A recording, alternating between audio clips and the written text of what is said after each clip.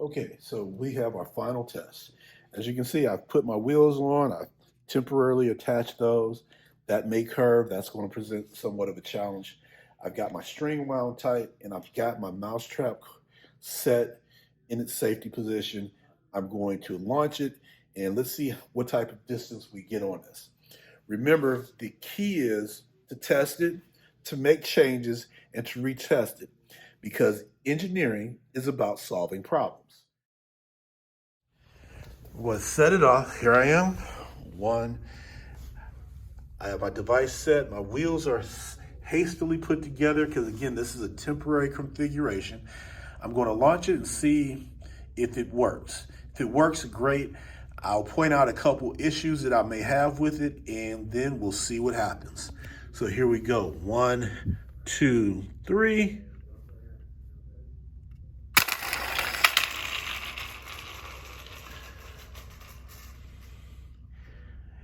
And that's a successful test. Looking at that, that probably traveled a distance of 8 feet.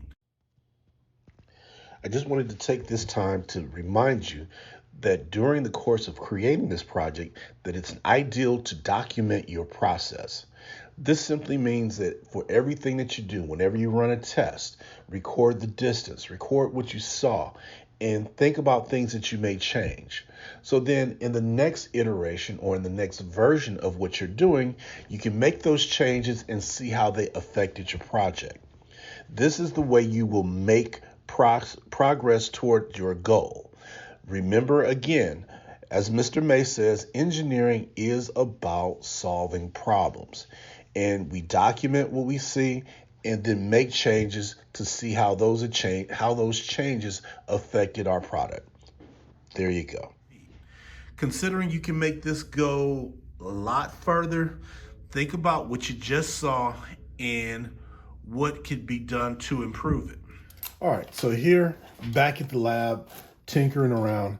And so if you stayed through this part of the video, you're probably figuring out that I might reveal a few secrets. So the first thing, you notice when the vehicle took off how those wheels spun really fast? That's a problem, because as those wheels are spinning, they should be carrying the vehicle forward. But instead, I'm wasting that energy, turning it into heat and sound, and it's not doing anything. What I want to do is make this as efficient as possible, so when it starts to roll, it starts to roll. When this releases, I want it to pull every second of these wheels forward. So that's one problem.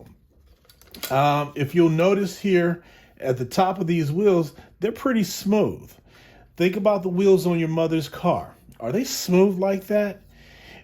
It's raining outside right now. If I drove a car with smooth wheels like this, I'd crash every single time. So there's a problem there. Another problem was, as it goes, it may turn and it may curve a little bit. Now, when you build your car, if it goes for a while and then goes into the wall, then it's not making the most of its energy.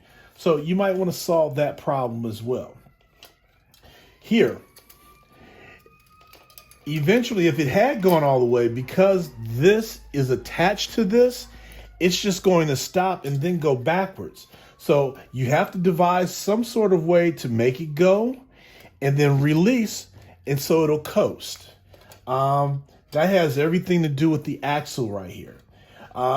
There's an F word. There's a science word that begins with an F.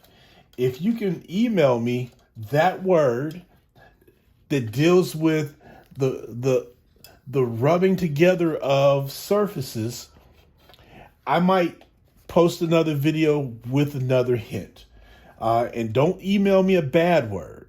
It's a science word, begins with an F, and it deals with how things press together and how they, I would say rub, but that might even give it away. So hope you figured that out. Hit me at an email, daparker@comptonusd.net, and let's get these cars built. Take care.